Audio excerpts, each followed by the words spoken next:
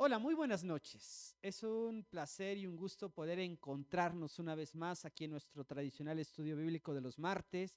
Agradezco a Dios la oportunidad que te da y nos da de aprender juntos, de crecer, de escudriñar la escritura, de poder aprender lo que Dios tiene para nosotros aún de pasajes, de citas bíblicas que tienen ya mucho tiempo y que se refirieron a personajes específicos que vivieron en alguna época, en un tiempo determinado, pero que sus acciones tienen serias repercusiones en nuestro entorno todavía. Así que te voy a invitar, por favor, mantén tu Biblia abierta. Recuerda, estamos en el primer libro de Samuel, ya en el capítulo 17. Hoy vamos a estudiar un evento que va a marcar la vida de Israel, que va a marcar la vida de un hombre y que va a evidenciar lo que sucede cuando ponemos toda nuestra confianza, cuando ponemos toda nuestra esperanza en Dios y descansamos en Él verdaderamente. Así que te invito a que mantengas ahí tu Biblia, que te pongas cómodo, que quites todas las distracciones posibles para concentrarnos en esta hora de estudio y que el Señor sea con nosotros. Oremos. Bendito Dios y Padre Celestial, en esta noche queremos pedirte que tú nos bendigas. Queremos rogarte, amantísimo Señor, que seas en nuestros corazones. Que bendito Padre, prepares nuestro entendimiento para discernir lo que tú quieres decir a tu iglesia a través de una experiencia importante como la que vivió tu siervo David y cómo esto impactó en la vida de una nación, en la vida de todos aquellos que estaban simple y sencillamente a la expectativa de lo que estaba por suceder. Ayúdanos a discernir dicho mensaje. Te lo suplicamos, bendito Dios, en el nombre de tu Hijo amado, Cristo Jesús, Señor nuestro. Amén. Bien, vamos a ver, es un capítulo largo, déjame y te lo digo, son 58 versículos. Pero las escenas en las que vamos a dividir el estudio son específicas, son puntuales, y quiero que vayamos prestando atención a cada uno de los bloques que vamos a entender, ¿no? Y pudiéramos pensar en la primera palabra que va a definir la lección del día de hoy, es desafiando gigantes. Bueno, el primer punto es el desafío. ¿Qué sucede en estas circunstancias? Es cuando alguien nos propone una acción y nos reta para que tomemos una postura, para que logremos superar un objetivo, para que avancemos sobre una circunstancia en particular. Eso es un desafío, algo que te va a llevar a reaccionar, a coaccionar con algo, incluso más allá de tu plena voluntad, más allá de tu certeza. Eso es lo que va a implicar el desafío. Hay situaciones que van a constituirse en un reto y que nos ayudan a nuestro entendimiento, que nos ayudan a discernir perfectamente lo que Dios tiene para todos nosotros. Pero en el caso particular de David, va a ser esencialmente importante porque va a reaccionar no en virtud de orgullo propio, sino en virtud de ese temor a nuestro Dios. Esa es la circunstancia, es tener la sabiduría y la prudencia para saber en qué momento es válido reaccionar, en qué momento es válido detenernos un poco, en qué momento es importante quedarnos quietos y estar plenamente conscientes de lo que va a suceder. Acompáñame a leer, por favor, es importante que leas conmigo en casa. Yo no te escucho, Dios sí te escucha a ti y a mí. Y unámonos en la lectura de la palabra de nuestro Dios en los primeros 11 versículos de este capítulo 17. La palabra de nuestro Dios dice así: los filisteos juntaron sus ejércitos para la guerra y se congregaron en Soco, que es de Judá, y acamparon entre Soco y Aseca en Efes Damín. También Saúl y los hombres de Israel se juntaron y acamparon en el valle de Ela y se pusieron en orden de batalla contra los filisteos. Y los filisteos estaban sobre un monte a un lado, e Israel estaba sobre otro monte al otro lado, y el valle entre ellos. Salió entonces del campamento de los filisteos un paladín, el cual se llamaba Goliat de Gat, y tenía de altura 6 codos y un palmo, y traía un casco de bronce en su cabeza, y llevaba una cota de malla, y era el peso de la cota 5000 siclos de bronce.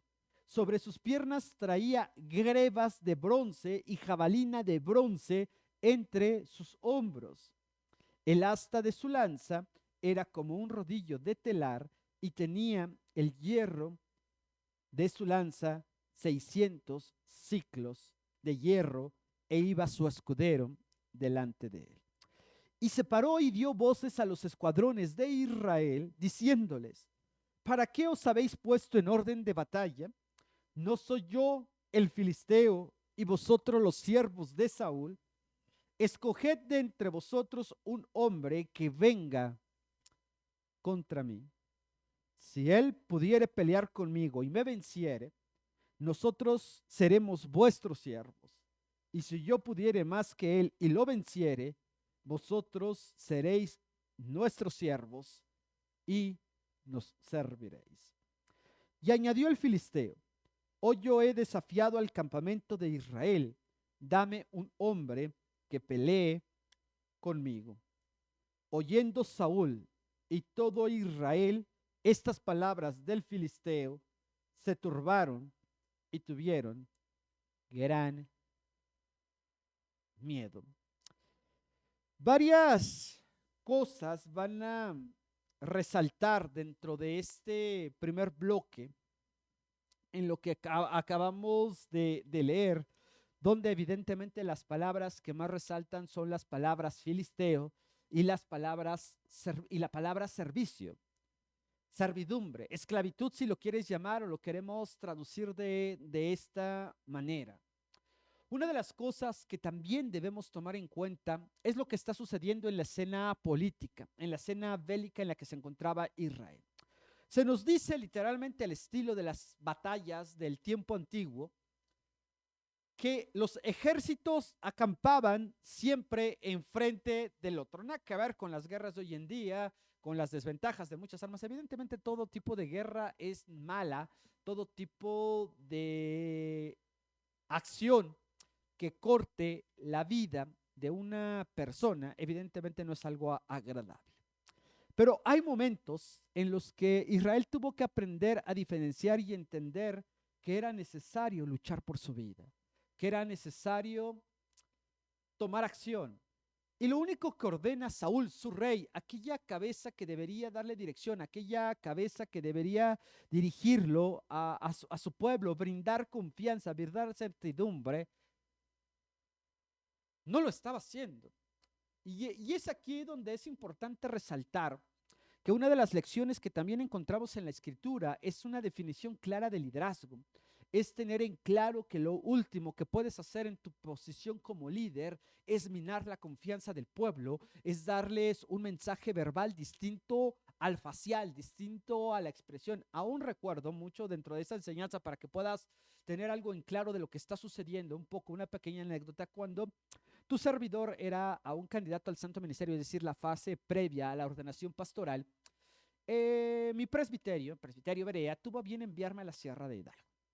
Condiciones extraordinarias, gente hermosísima, pero había ciertos rasgos, y uno de ellos, el que me envió el presidente en ese entonces, y en su momento mi ministro de Educación, me hicieron una advertencia. Cuando te sirvan algo de comer, cómete lo que te pongan delante. Sabían que no me gustaba la cebolla, ya es una declaración pública. Y me dijeron: cuidadito si me entero que haces caras, que haces gestos, o que simplemente rechazas lo que te están dando de comer. Era complicado de primera instancia que se enteraran con prontitud de si eso era realidad o no. Pero bueno, para no alargar mucho la historia, uno tenía que llegar al lugar y realmente comerse lo que ponían por delante. La expresión de tu rostro dice mucho. Y no se trata de guardar apariencias. Evidentemente puedes tener una sonrisa y ser la persona más insensible o la persona más alejada del evangelio. No se trata de eso. Se trata de ser coherente con lo que hay aquí en tu corazón, con lo que ven tus ojos y lo que expresa tu rostro frente a situaciones. Eso es justo lo que no estaba haciendo Saúl. A Saúl le dijeron, no hagas caras, y lo primero que hizo fue hacer caras. Fíjate lo que dice el versículo 11, oyéndolo Saúl y todo Israel, estas palabras del filisteo se turbaron, perdón, y tuvieron gran miedo. De verdad que el miedo provoca todo tipo de circunstancias en la vida de una persona. Te roba seguridad, te roba paz, te pone sensible, te expone, mejor dicho, ante todos los peligros que probablemente hubieras querido evitar. Bueno, lo que está sucediendo es que los pueblos estaban en los extremos y así duraron varios días. Ninguno se atrevía a iniciar la batalla por diferentes razones, diferentes circunstancias. Probablemente esperaban a que uno de ellos se equivocara o que cometiera el error, la imprudencia de salir y sin pensar si era lo correcto, si era la mejor decisión, y podían pasar horas. Pero aquí se presenta algo que no estaba siendo tan común en ese momento, y era que se para frente a ellos un soldado del ejército enemigo de los filisteos, y Goliat, una persona que sobrepasaba su altura, un gigante, en otras palabras, una persona que tenía un aspecto corpulento intimidante. Imagínate, si mides 1,70 y te encuentras a una persona de 3 metros, te vas a sentir súper bajito. Además, si va al gimnasio y está todo musculoso, pues más todavía. Bueno, eso era lo que estaban presenciando Israel, una persona que no tenía miedo, una persona que sale a provocar, una persona que sale a desafiar, una persona que sale a intimidar al pueblo enemigo. Y una de las primeras cosas que podemos entender nosotros como creyentes hoy en día es que nuestra esperanza está en Jehová. Mi escudo está en Dios que salva a los rectos de corazón, dice el libro de los Salmos. Dios también ha establecido a lo largo de su palabra, dice, mía es la venganza, yo daré el pago, dice el Señor, y también termina diciendo que el poder del Señor se perfecciona en nuestra debilidad. Esta característica de las personas gigantes, de las personas que eran diferentes al pueblo de Israel, también está plasmado en el libro de Números, capítulo 13, versículo 33, cuando los espías van a reconocer la tierra y regresan con un mensaje negativo hacia Moisés y le dicen, nos parecía que éramos como langostas delante de ellos. No sé si has visto un chapulín.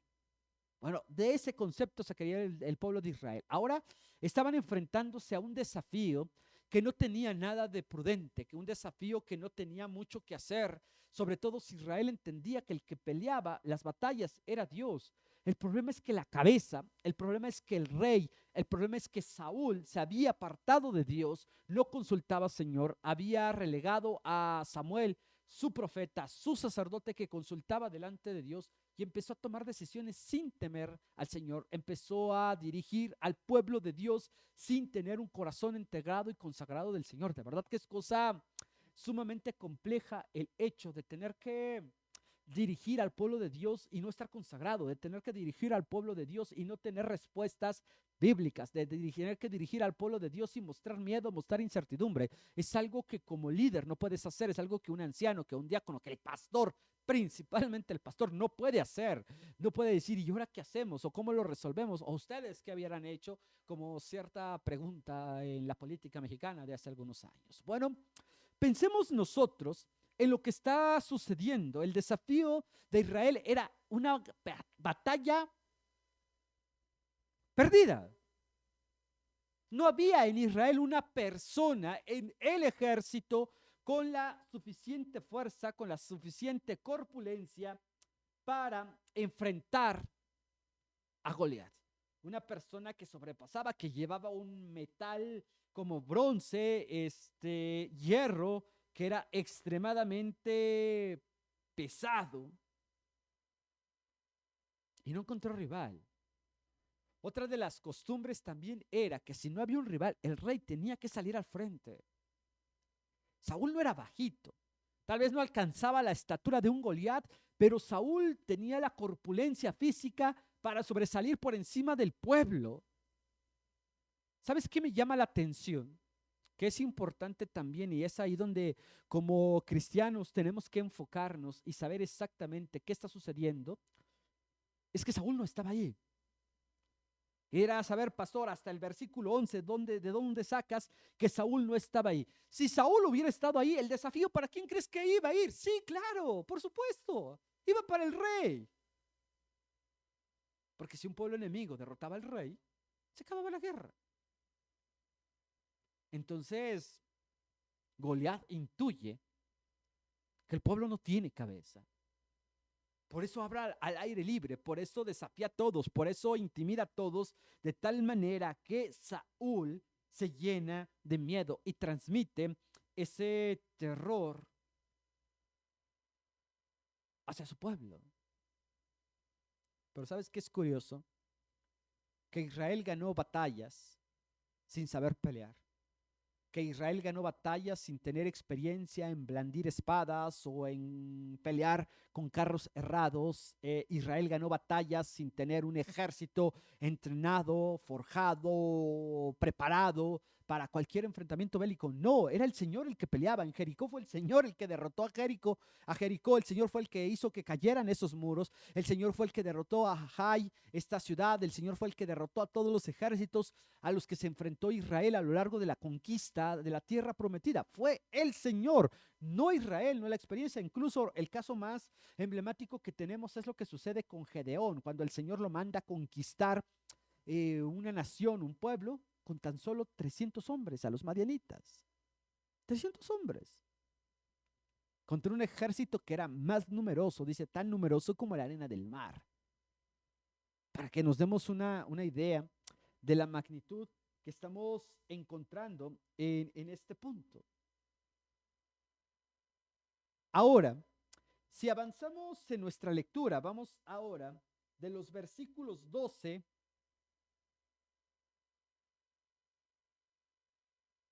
al 17. Vamos a tomar esta parte para no hacerlo tan largo.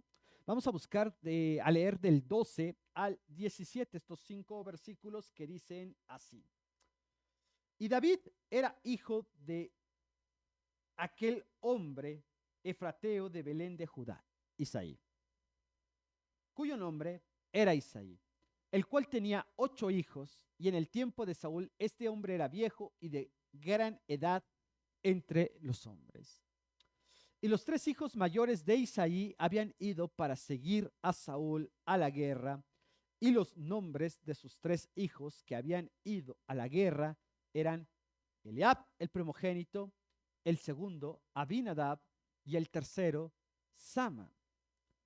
Y David era el menor. Siguieron pues los 3 mayores a Saúl, pero David había ido y vuelto dejando a Saúl para apacentar las ovejas de su padre.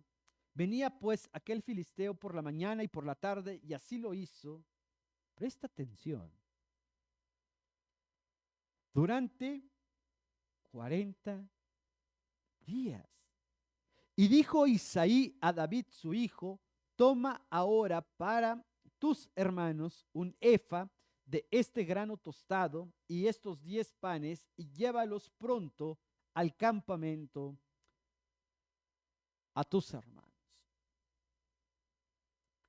Si de por sí ya el tiempo de espera era complicado para aquellos que no nos gusta esperar, para aquellos que vemos complejo tener que aguantar procesos, tener que pasar etapas, tener que enfrentar situaciones diferentes y aguardar los resultados.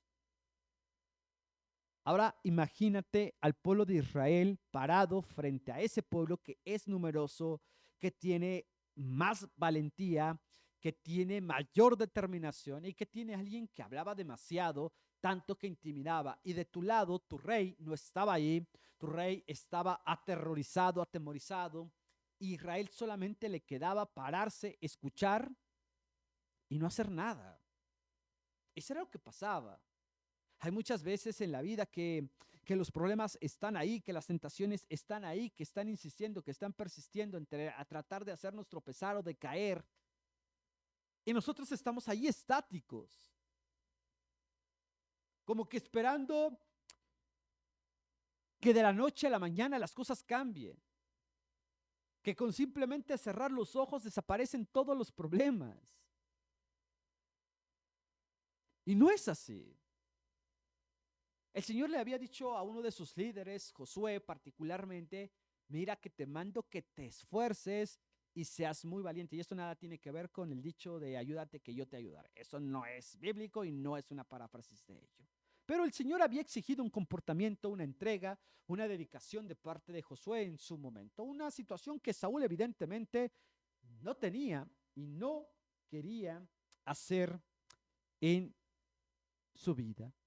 Es interesante cómo después de 40 días escuchando a Goliat una y otra vez insultar al pueblo, acusarlos de cobardes, acusarlos de miedosos, y en ningún momento vemos a Saúl tomando una determinación. Parte importante del liderazgo, parte importante de la vida creyente, parte importante de la determinación como discípulo, como seguidor de Jesús. ¿Sabes qué es? Tomar determinaciones, es tomar decisiones, tomar acción, poner las manos a trabajar, manos a la obra y tomar determinaciones en tu vida, decisiones, a desafiar a esos gigantes que vas a enfrentar en la vida. Eso es lo que hace un corazón contrito y humillado. Eso es lo que hace un corazón lleno de la palabra de Dios. Eso es lo que hace un corazón temeroso de Dios y fundamentando su confianza plena en el Dios todopoderoso, creador del universo.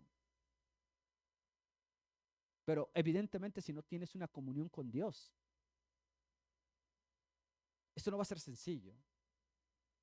Esto va a ser realmente complicado, 40 días. Y de aquí se nos narra otra situación interesante, porque evidentemente Saúl necesitaba de la musicoterapia. No te olvides por qué fue contratado David y por qué fue llevado al palacio para tocar, cantar alguna alabanza, que tranquilizara el corazón de Saúl y le quitara la paranoia, le quitara la esquizofrenia y otras tantas cosas que probablemente padeció también Saúl, una persona que perdió toda confianza a partir de que se pelea con Samuel y a partir que Dios lo desecha. No hay peor cosa que el Dios vivo se aparte de nosotros y podamos caminar a tientas y a oscuras en este mundo. Eso es realmente complicado, es difícil, es doloroso. No sé si en algún momento has tenido la experiencia de vivir como si Dios no existiera o si simplemente olvidar prestarle la atención de reverente y de verdadera al creador del universo y al Dios de la vida.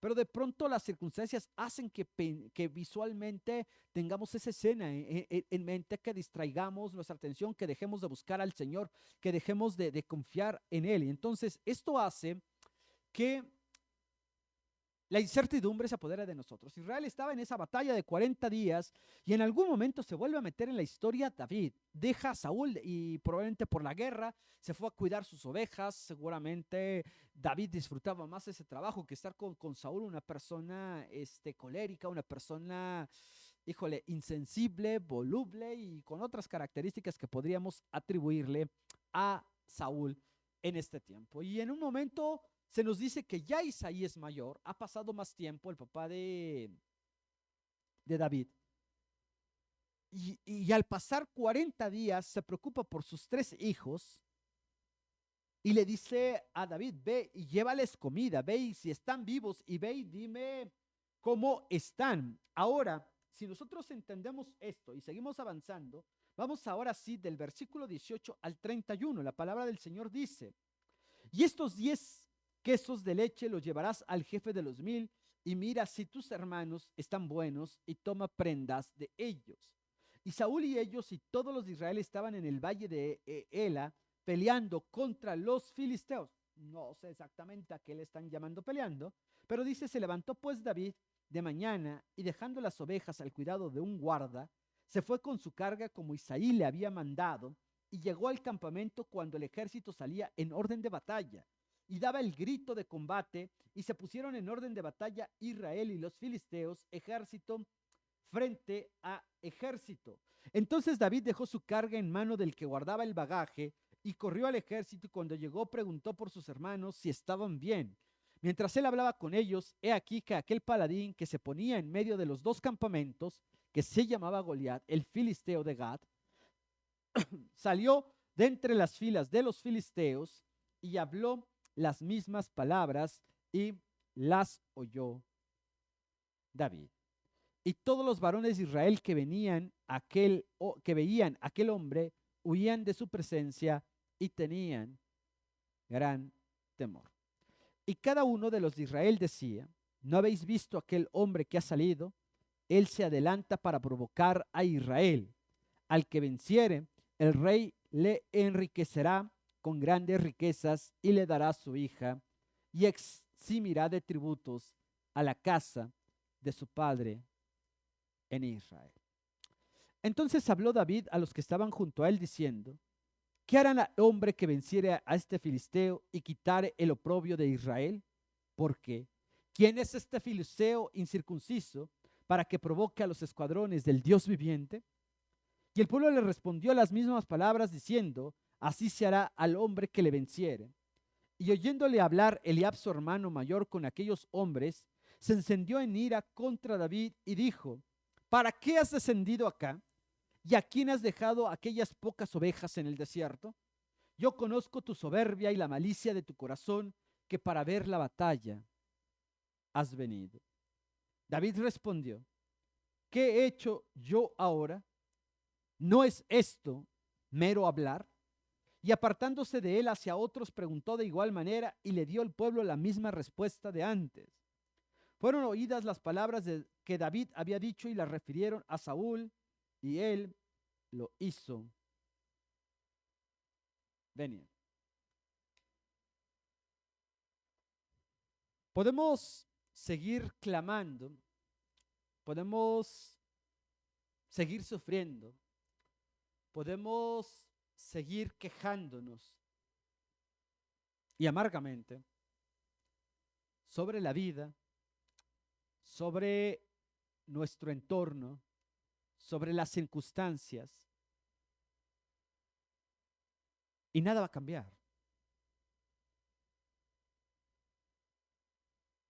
Nada va a hacer que las cosas sean diferentes. Porque si de pronto entendiéramos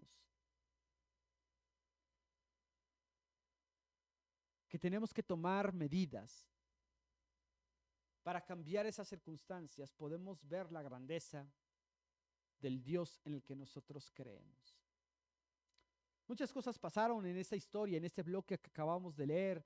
El pueblo siendo confrontado, atemorizado, una escena grotesca donde este personaje salía y todo el mundo corría. Y recuerdo esas caricaturas donde de repente había balazos y muñequitos saltando por doquier, había un incendio en el bosque, en cierta película de niños o para niños, y todos brincando y saltando y corriendo. Es una escena grotesca que difícilmente puedes creer que pueda pasar entre personas que conocen al Dios vivo, que tenían temor de él, o que por lo menos habían conocido esa grandeza y cómo los había librado de Egipto y cómo había peleado el Señor batallas por ellos. A veces como cristianos, como seres humanos, tenemos muy poca memoria y olvidamos con suma facilidad todo lo que Dios está haciendo por nosotros y en nosotros y a través de nosotros. Y de pronto, a Eliab, el hermano mayor de David, le parece llamativo y preocupante una circunstancia. Tiene 40 días de no ver a su hermano. Creo que le pasa factura a Eliab el saber que era David el elegido al trono y no él por ser el mayor. Que era David ahora el que tendría un poder en su momento increíble. Evidentemente no lo estaba tomando David porque simplemente era un peón en el trabajo de Saúl, pero esto desafía a Eliab y busca confrontar a su hermano y lo acusa de morboso, de pervertido, por simplemente querer ver una guerra y ver una masacre y realmente cumplir con las expectativas, menospreciando incluso la labor que él hacía. Si tú recuerdas, cuando va Samuel a ungir a David, están todos los hermanos y David está en el campo pastoreando las ovejas de su padre. Ahora es Eliab quien menosprecia el ganado y dice esas pocas ovejas en el desierto. Es decir, la pobreza es tal y tú ni siquiera la estás cuidando. ¿Y qué haces aquí? Y la respuesta de David es con cierta perdón, determinación y carácter, y le dice, a ver, espérame, tú nada más estás hablando, no estás haciendo nada, allá están insultando a nuestro Dios, están ofendiendo a nuestro pueblo, y aquí simplemente se indignan, y a ti te molesta que yo haya venido. Esto es lo que más va a resaltar en este punto. ¿Qué estaba proponiendo David? Que se le hiciera frente a las circunstancias. David en todo momento, a diferencia del resto del pueblo, David es el que hace referencia a Jehová, al Dios de Israel. Nadie en el pueblo, nadie en el ejército, y mucho menos Saúl.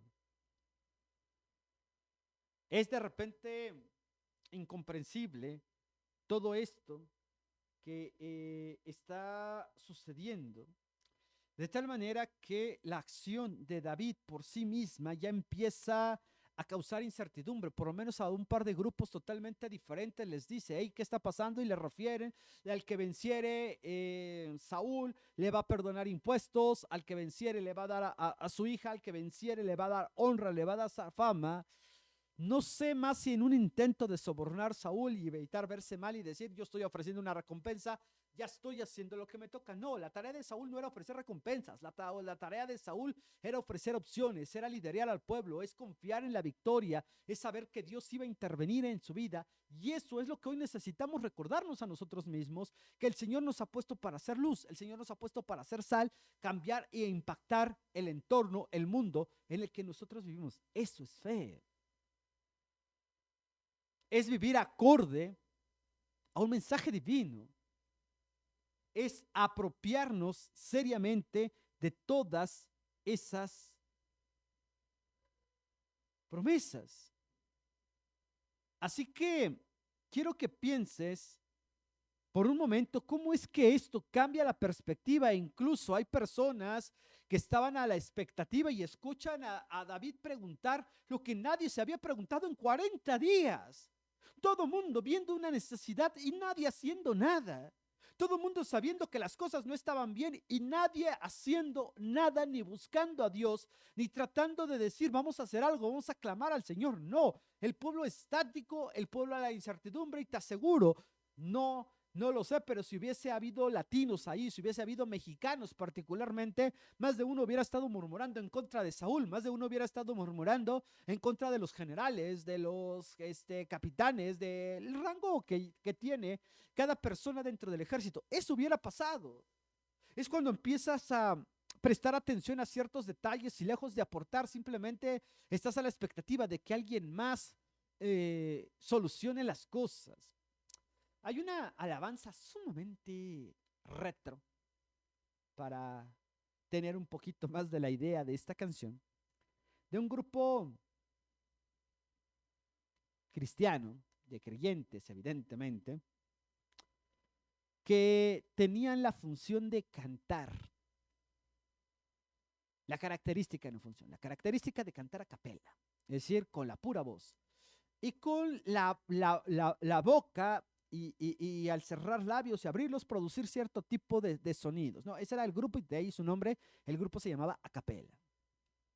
Y una de las canciones que a mí me impactó mucho de ese grupo, no recuerdo muchas, para serte sincero, uh, fue una que se titula Todo Mundo Dijo. Y dentro de la letra decía, todo mundo dijo que se encargaría y al final nadie compró. Y dice, un día cierto diácono dijo, ven y ayúdame, tú tengo algo que no puedo terminar y mejor te lo encargo a ti. Y así llega el pastor y hace exactamente lo mismo. Cuando simplemente decimos en México coloquialmente, nos echamos la bolita de unos a otros o pasamos responsabilidades y evitamos asumir nosotros las cosas, no solucionamos, generamos crisis, generamos caos e incertidumbre, algo que no se puede permitir entre el pueblo de Israel, que no se puede permitir en el pueblo de Dios. Los cristianos tenemos que tener esa visión de trabajar en equipo, tenemos que tener la visión de ser un solo cuerpo, de ser un solo ente, un solo ser y saber que nuestra vida el capitán es Cristo y que marcharemos ante su presencia. Otra alabanza retro igual que puede recordarnos parte de esa grandeza del Dios en el que nosotros creemos. Resulta incomprensible cómo puede ser que de pronto veas una necesidad y no se solucione. Porque al final podrás decir, bueno, eso no me toca a mí, le toca a los diáconos. Un día yo comenté en algún punto, vamos pasando en el templo y hay papel tirado o hay un pedazo de pan ahí y decimos, el que hace limpieza no lo hizo bien, o esos diáconos que hacen. No puedes levantarlo, no va a pasar nada. Podemos enseñarnos a ser responsables.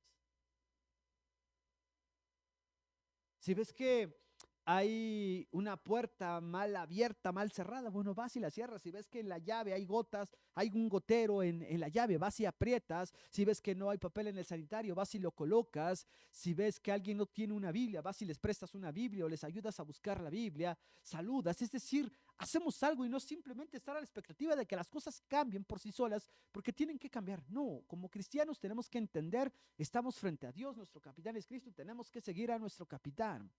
Pero mucho ojo, mucho cuidado con el punto en donde dirigimos nuestra fe, nuestra confianza.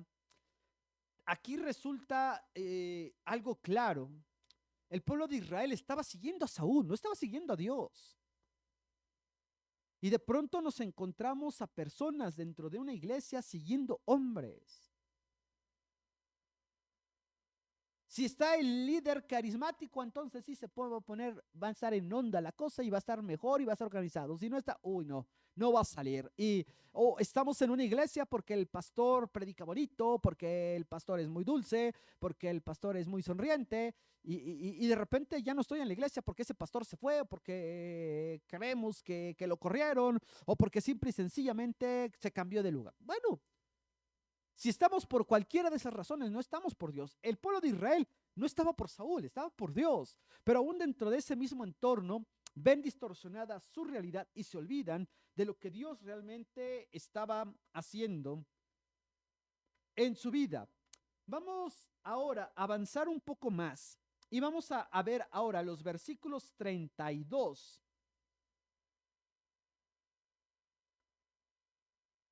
al 44. Dice el Señor en su palabra. Y dijo David a Saúl, no desmaye el corazón de ninguno a causa de él. Tu siervo irá y peleará contra este filisteo. Dijo Saúl a David, no podrás tú ir contra el filisteo para pelear con él, porque tú eres muchacho y él un hombre de guerra desde su juventud.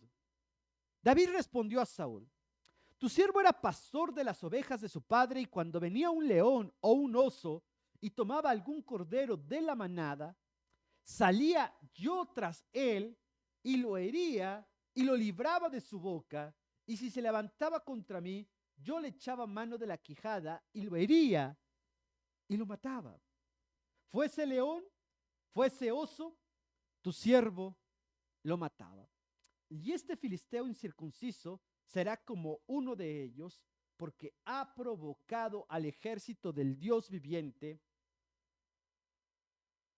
Añadió David, Jehová me ha librado de las garras del león y de las garras del oso. Quiero pedirte que subrayes este versículo. Tenía ratito que no te pedía subrayar un versículo. Hoy quiero hacerlo. Y quiero pedirte de verdad que subrayes el versículo 17, márcalo, enciérralo, señálalo, porque es importante, es una declaración vital de fe. Añádelo a la lista de versículos favoritos. Añadió David a Jehová, me ha librado de las garras del león y de las garras del oso. Él también me librará de la mano de este filisteo. Y dijo Saúl a David, ve y Jehová esté contigo. Y Saúl vistió porque estaba con él, vistió a David con sus ropas y puso sobre su cabeza un casco de bronce y le armó de coraza. Y ciñó David su espada sobre sus vestidos y probó a andar porque nunca había hecho la prueba. Y dijo David a Saúl, yo no puedo andar con esto porque nunca lo practiqué. Y David echó de sí aquellas cosas y tomó su callado en su mano y escogió 5 piedras lisas de arroyo y las puso en el saco pastoril, en el zurrón que traía, y tomó su honda en su mano y se fue hacia el filisteo. Y el filisteo venía andando y acercándose a David y su escudero delante de él. Hasta aquí quisiera detenerme un poco para poder visualizar lo que está pasando. De toda esta historia ya la conocemos, me quiero centrar exclusivamente en el versículo 37. ¿Qué tenía David que lo hacía actuar con esto? Tenía fe en Dios, le creía a Dios. ¿Por qué podemos decir esto? Hermano y hermana, has leído muchas veces la Biblia, yo espero que así lo hayas hecho. En el mejor de los casos, una persona puede congregarse en un promedio de 40, 45 domingos por año. Formas parte de los cultos, cantas, oras, lees tu Biblia. Y eso debería mostrar una diferencia.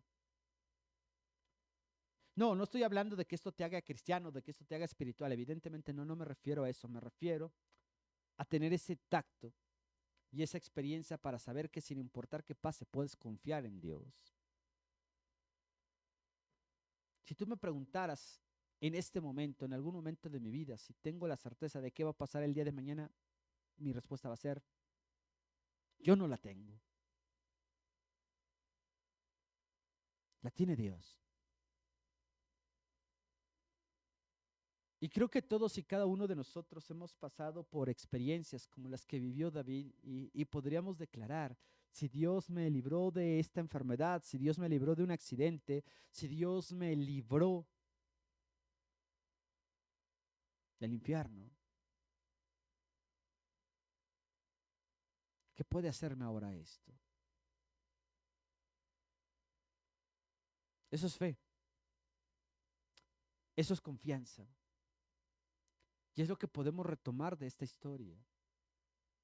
Había 2 cosas ciertas en esto y que Saúl no mintió. David era un muchacho, no tenía la experiencia bélica. Lo que desafía a Saúl en primera instancia era, no te olvides del desafío, si perdían estaban fritos, como decimos. Y de repente no queremos correr riesgos. Es mejor no intentar a fracasar. ¿Cómo poder confiar en alguien de esa naturaleza? ¿Cómo poder confiar en alguien que aparentemente no tiene la edad, no tiene las credenciales, no tiene la experiencia como para hacerle? Dijo Saúl a David, no, no, no puedes pelear, eres un muchachito. Y no lo dijo porque le causara ternura. Saúl sabía qué iba a pasar si David perdía. Se acababa todo. Ahora tampoco era un juego de azar. ¿Por qué? Porque David no recurre a decir, por suerte gano. No dice, si Dios me libró del oso y del león, por supuesto que me va a librar de este filisteo. Y esa es la confianza. Y simplemente Saúl atina a decirle a David, pues ve y que Jehová esté contigo. Y vuelvo a aclarar, no te vayas con la finta o la apariencia de que, bueno, Saúl lo estaba diciendo. No, no es cierto. Hay una frase que algunas personas dicen, y espero que ningún cristiano la diga, evidentemente, es que Dios te agarre confesado. ¿Cuándo es esa situación? Cuando te encuentres frente a una situación y estés tranquilo, porque si te llega a pasar algo y no te arrepentiste o no te confesaste, vas para abajo. Es una creencia católica, evidentemente. Entonces es lo que realmente Saúl está diciendo a David. El pez por su propia boca muere. Tú dices confiar en Dios, pues que sea Dios contigo. Eso es lo que va a pasar en este entorno hasta el versículo 41. Avancemos un poco más. Y cuando el filisteo miró y vio a David, le tuvo en poco, porque era muchacho y rubio y de hermoso parecer. No sé qué fijación tenía Samuel por describir esto, pero evidentemente quería hacerlo notar. Era un muchacho sensible. Era un muchacho que no sabía meter las manos, era un muchacho que nunca había hecho nada. Y de pronto no sé si te ha pasado, pero te encuentras con que, híjole, ¿y este qué va a hacer? Pues si ni agarrar un martillo sabe, ni agarrar un sartén sabe, ni siquiera sabe cuánta agua echarle a los frijoles, cosas así por el estilo. Era lo que estaba pensando en estos momentos Goliat cuando ve a David chiquito, bajito, lo ve como un modelo y dice, pan comido. Y dijo el filisteo a David, ¿soy yo perro para que vengas a mí con palos? Y maldijo a David por sus dioses, los de Goliat, evidentemente. Dijo luego el filisteo a David, ven a mí y daré tu carne a las aves de los cielos y a las bestias del campo. Versículo 45. Creo que el 37 y el 45 empiezan a ser fundamentales en nuestra declaración de fe como cristianos. Entonces dijo David al filisteo, tú vienes a mí con espada, lanza y jabalina, mas yo vengo a ti en el nombre de Jehová de los ejércitos, el Dios de los escuadrones de Israel, a quien tú has provocado. Versículo 46. Jehová te entregará hoy en mi mano, y yo te venceré y te cortaré la cabeza y daré los cuerpos de los filisteos a las aves del cielo y a las bestias de la tierra, y toda la tierra sabrá que hay un Dios en Israel. Y sabrá toda esta congregación que Jehová nos salva con espada y con lanza, porque de Jehová es la batalla, y él os entregará en nuestras manos. ¿En nombre de quién, hermano y hermana? ¿En nombre de quién salimos a pelear? ¿En nombre de quién salimos a enfrentar la vida? ¿En nombre de quién enfrentamos los momentos duros? ¿En nombre de quién enfrentamos las situaciones complicadas? ¿En nombre de quién determinamos hacer las cosas en nuestra vida? El desafío de Goliat y la arenga que él utilizó es, vienes a mí como si fuera un perro porque traía un cayado, una vara de madera y traía una onda, un lazo para Goliat. Y la respuesta simple y sencillamente de David es, yo vengo a ti en el nombre de Jehová de los ejércitos. Y dentro de este bloque que habíamos leído, hasta el versículo 47 menciona, y Jehová te va a entregar en mi mano y te venceré y te cortaré la cabeza. Y ve lo que agrega David. David también tiene algo de picardía y dice, voy a entregar los cuerpos de los filisteos. Mientras la amenaza de Goliat simplemente era tu cuerpo, David dice, por fe ya te derroté, por fe ya te gané. Y eso no es ingenuidad o no es ser soñador, no, era realidad. Cuando uno confía en Dios y cuando uno dice en el nombre de Jehová, y esto no significa tampoco ser imprudente y lanzar a ver qué te encuentras en la vida, pues total, Dios va a ser contigo. No, David confiaba plenamente en Dios, David sabía qué tenía que hacer, David sabía que él iba a poner su esfuerzo y que de Dios sería el resultado, no simplemente se para y que Dios actúe. No, realmente él confía plenamente en Dios y el propósito de David ni siquiera era atemorizar a los filisteos. El propósito era simplemente decir, aquí se van a enterar que hay un Dios, es un Dios de Israel al que tú has provocado. David no hizo suya la pelea, no la hizo propia, no se enganchó con el discurso personal de Goliat, sino que apeló al Dios vivo y realmente lleva la escena y dirige todo a Dios. Es lo que tenemos que hacer como creyentes. Tenemos que dirigir la vida y las circunstancias a Dios. Tenemos que salir en el nombre del Señor. Tenemos que dirigir toda circunstancia que sea negativa, que sea dolorosa, que sea complicada. Todo eso tienes que dirigirlo hacia Dios. De ahí que podamos decir como cristianos, no puedes, no tienes, no debes que tomarte en la vida como cristiano nada personal. Nada es contra ti. Si alguien te insulta por cómo eres como persona, por tu físico, por tu apariencia, no te están insultando a ti, están insultando al Dios vivo, porque eres la imagen de Dios, porque Él te creó. Y cuando tú entiendes y dices, no le dices, voy a orar para que Dios te achichorra porque oraste y agrediste a mi Dios. No, David no dice eso. David dice, Jehová es la batalla, Él te va a entregar en mis manos, Él va a hacer todo, yo nada más voy a estar aquí y seré su instrumento. Es esa sensación de no ganar protagonismo, esa sensación de no decir, yo soy el que puede. No, hermanos, tú y yo somos instrumentos en las manos del Señor. Si nuestra iglesia crece, si nuestra iglesia se ve fortalecida, si nuestra iglesia participa, no es porque tan bueno o que tan inteligente o capaz sea el organizador o el líder. No, eres un instrumento en las manos de Dios. Simple y sencillamente tienes que confiar en Él y depositar toda tu esperanza en Él y llevar a tu familia, llevar a tus hijos, llevar a tu esposa, llevar a tus familiares, a tus abuelos, a tus nietos, a tus sobrinos, a tus tíos, al camino de Dios y dirigir su mirada a todo lo que tiene que ver con el Padre. Versículo 48 al final, para ya dirigirnos a la parte final de nuestro estudio. Versículo 48 en adelante.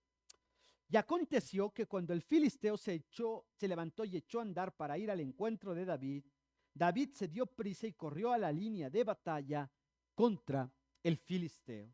Y metiendo David su mano en la bolsa, tomó de ahí una piedra y la tiró con la honda e hirió al filisteo en la frente, y la piedra quedó clavada en la frente y cayó sobre su rostro en tierra.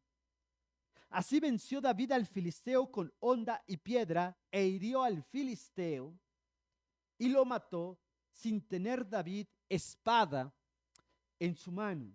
Entonces corrió David y se puso sobre el filisteo y tomando la espada de él y sacándola de su vaina, lo acabó de matar y le cortó con ella la cabeza. Y cuando los filisteos vieron a su paladín muerto, huyeron.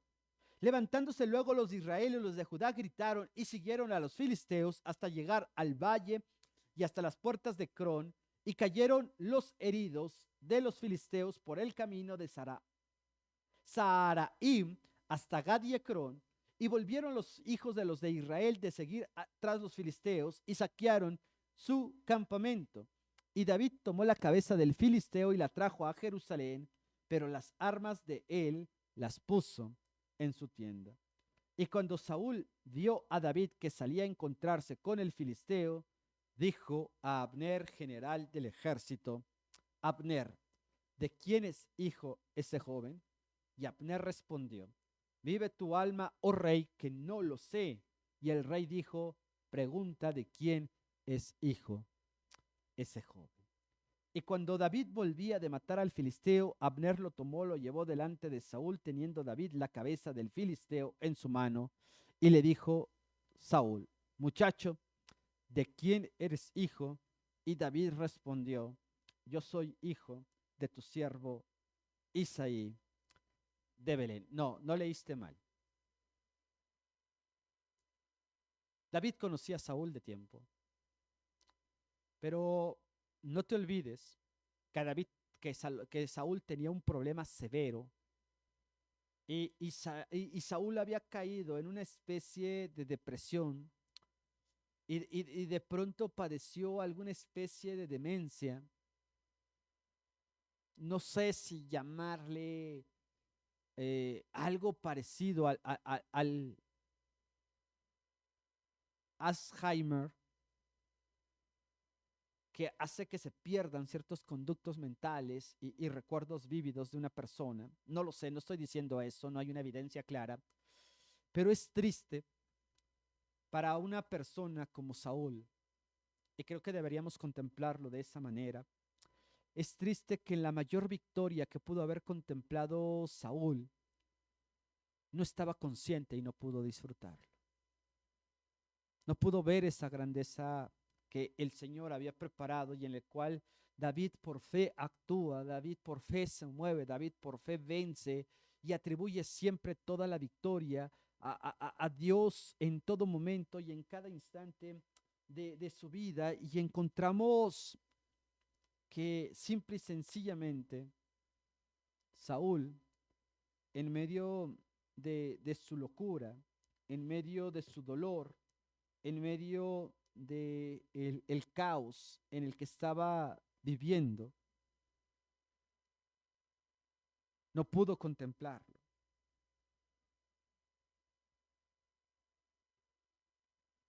No olvidemos, a manera de conclusión, que tú y yo somos llamados simple y sencillamente a servir al Dios de Israel. Y sí, en la vida vas a desafiar gigantes. ¿Y qué es gigante? Todo lo que crees que supera tus fuerzas. Noticias, enfermedades, problemas, decepciones, frustraciones, dolor, pérdidas. Todo eso es gigante porque no lo podemos controlar, porque no tenemos poder por hacerlo. Y sabes que esa es la clave, entender y saber que no está en nuestro poder, porque no es del que quiere, no es del que corre, sino del que Dios tiene misericordia. Y David contó con esa misericordia. Por lo tanto, hermana, quiero invitarte a que reflexiones junto conmigo y pienses en la oportunidad que Dios te está dando para salir adelante de lo que estás enfrentando en estos momentos. Y creo que para quienes pertenecen y quienes pertenecemos a la casa del alfarero, podrás saber que el Señor nos ha permitido enfrentar diferentes batallas, batallas dolorosas, batallas difíciles. Seguimos librando batallas y seguiremos librando batallas. ¿Qué crees? Esa es la nueva. Pero cuando salimos en el nombre del Señor, no importa qué pase, Él te va a dar la victoria. Y su victoria tiene muchos tintes, muchas connotaciones. No significa que no vas a sufrir, no significa que no vas a enfrentar dolor, por supuesto, pero ¿sabes qué es lo mejor de todo? Dios va a estar ahí en medio de ese entorno, Dios va a estar ahí en medio de esa circunstancia. Piensa en esto.